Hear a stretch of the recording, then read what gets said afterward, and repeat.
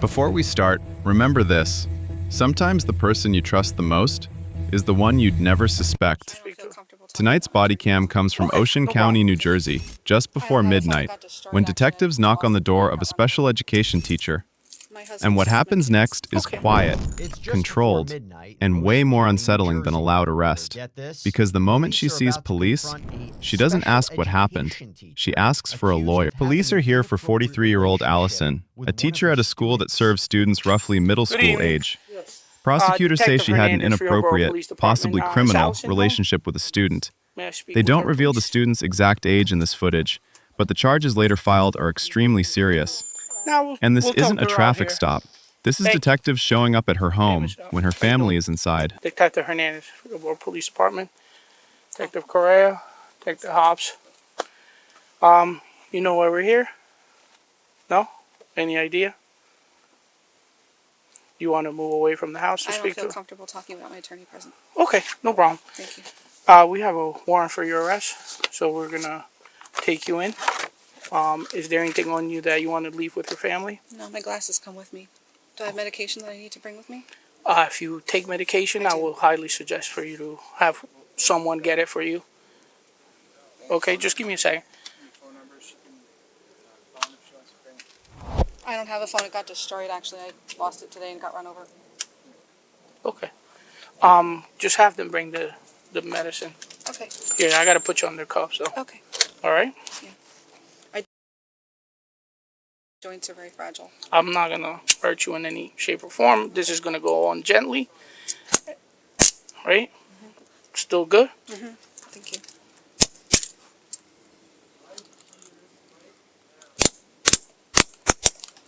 Okay. Okay. Give me a second.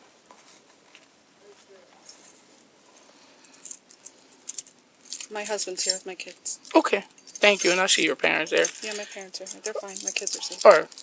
Do me a favor. Go like this. I do have a lot of medical issues. I'm sorry. Okay. No problem. What does she need? Medication?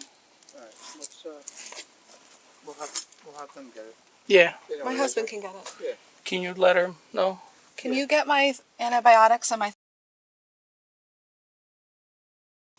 According to the Where is she going now? She's gonna come back to the Freehold Borough Police. She's going to her police station in Freehold. Yes. Do you know their numbers? Our parents? Yeah. Everything? Yeah. Okay. And they have my attorney's number now. Okay. Should I Yeah. keep that with me as well, or... If you don't know I by don't know heart, it. I don't know my attorney's phone number. yeah, I will highly recommend for you to get it, because that way you I have have a that piece piece of- of paper. We'll get it. Yeah. Where's it at? Where's the paper? It's... If you want my husband to get it, he knows where it is. Yeah.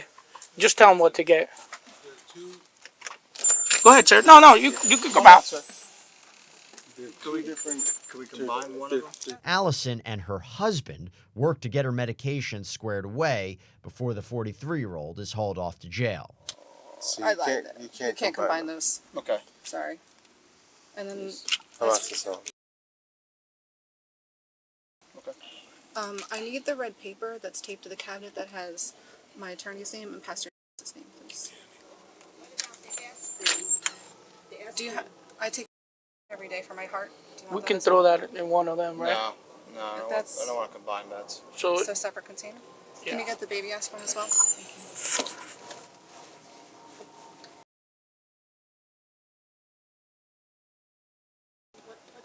you. She just wants to. Go to Freehold and then what? We're gonna talk to the attorneys and stuff like that, and the Monmouth County prosecutors, and see what happens. We don't make the next step decision. is. Yeah. They're talking, I can't hear you. Okay. Sorry.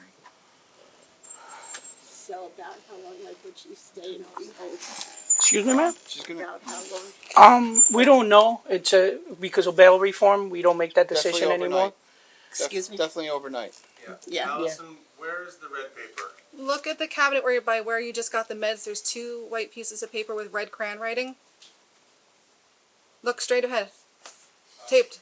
Al? Nope. Get my oxygen, please. It's not that. I know. You Get okay? No. Are you no, okay? She's on full-time Well, oxygen. I wasn't dead. I'm on oxygen all night long. I've been Okay. take her for- Okay. she touched her. Are you do you need Yeah. medical attention? No. No, You sure? Yeah. Okay. Is this it? Yes, that's right. That's my pastor and my... Okay. Is there anything else? that you want to That's it. take? Okay, and you know the numbers if you My need to parents call them? and my husband, yes. Okay, excellent. All right, so we're gonna get going, okay?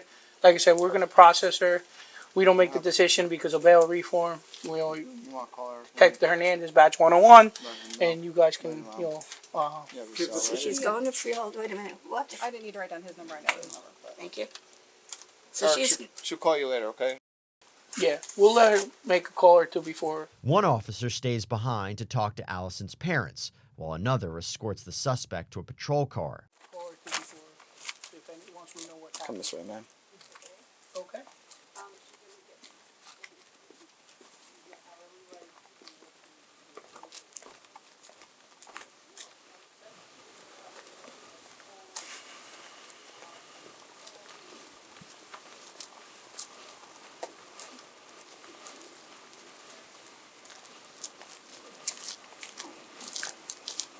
Which side? Oh, you know we don't have.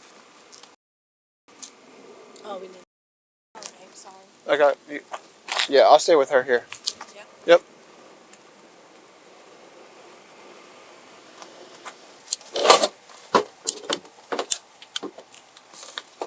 See, they're back here. This one. Thank you, sir.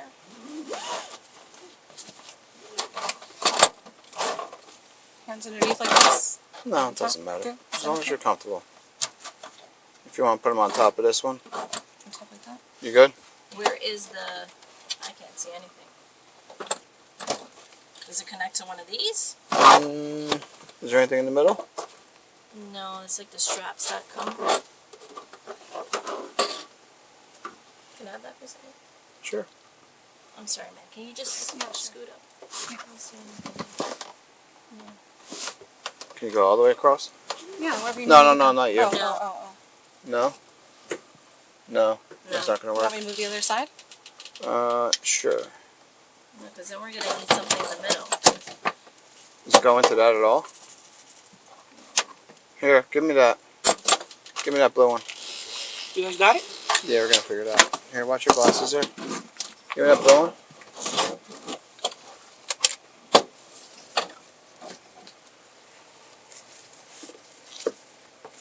There's a spot right here.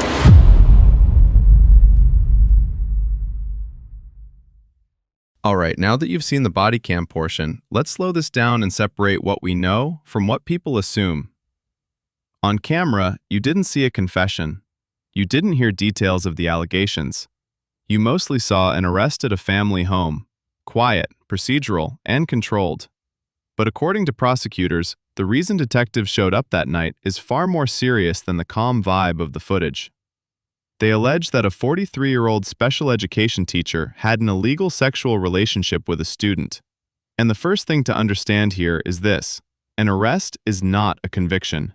That matters, every time. So the only responsible way to talk about this case is to use words like alleged, accused, and according to prosecutors, because in court, evidence, timelines, and credibility are everything. The video states she's facing charges including first-degree aggravated sexual assault and second-degree endangering the welfare of a child. Here's the plain English breakdown.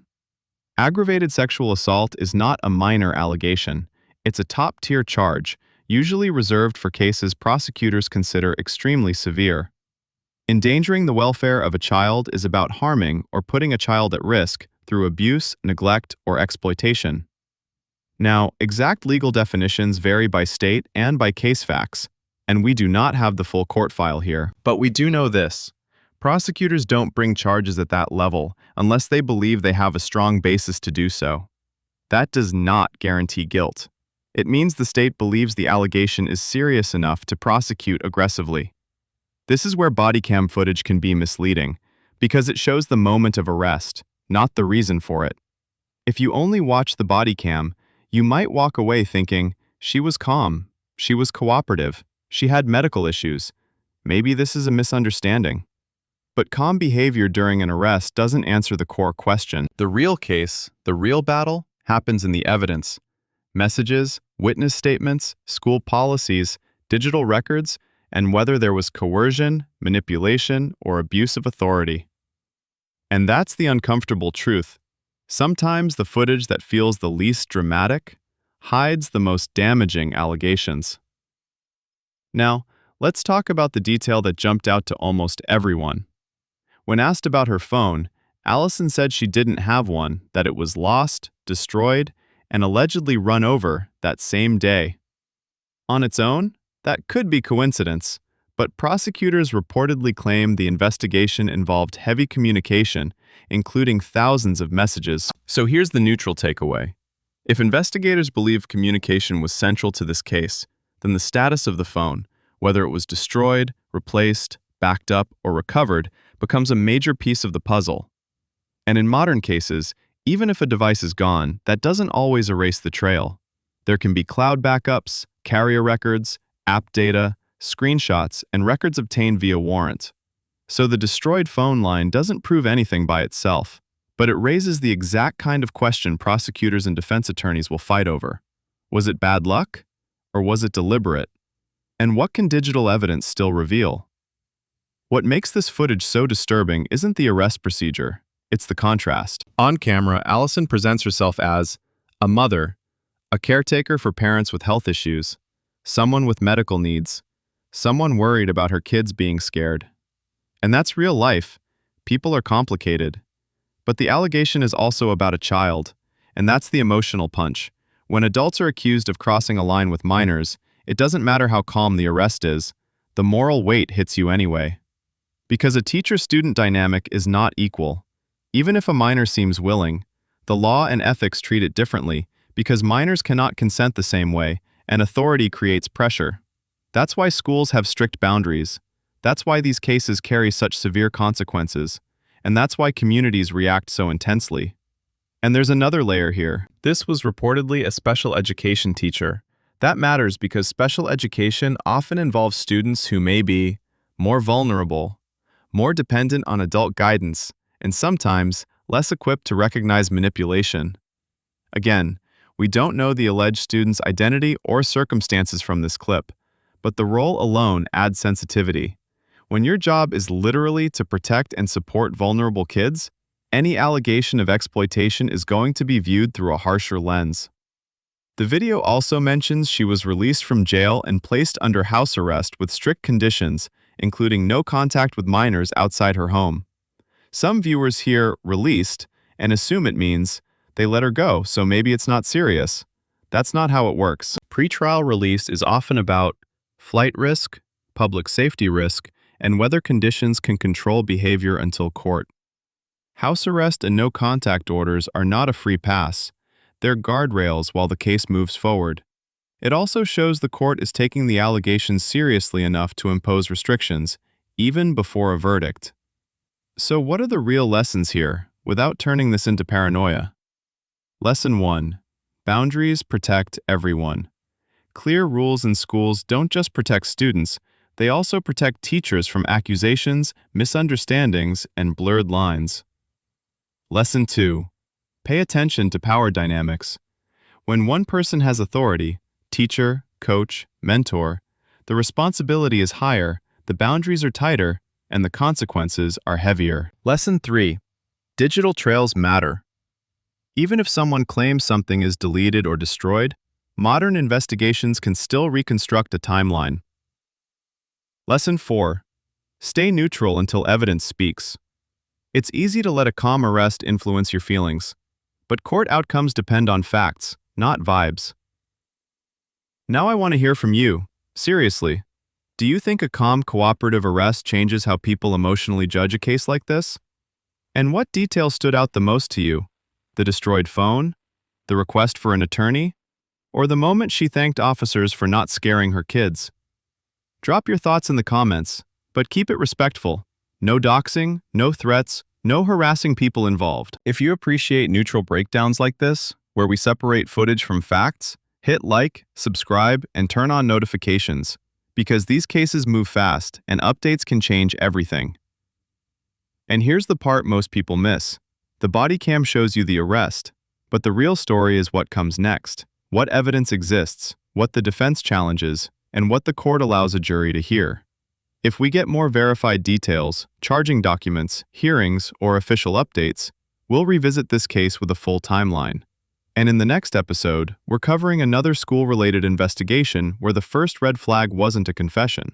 It was one small throwaway sentence, just like the phone detail in this one. So don't go anywhere, because the next story starts exactly where this one leaves off.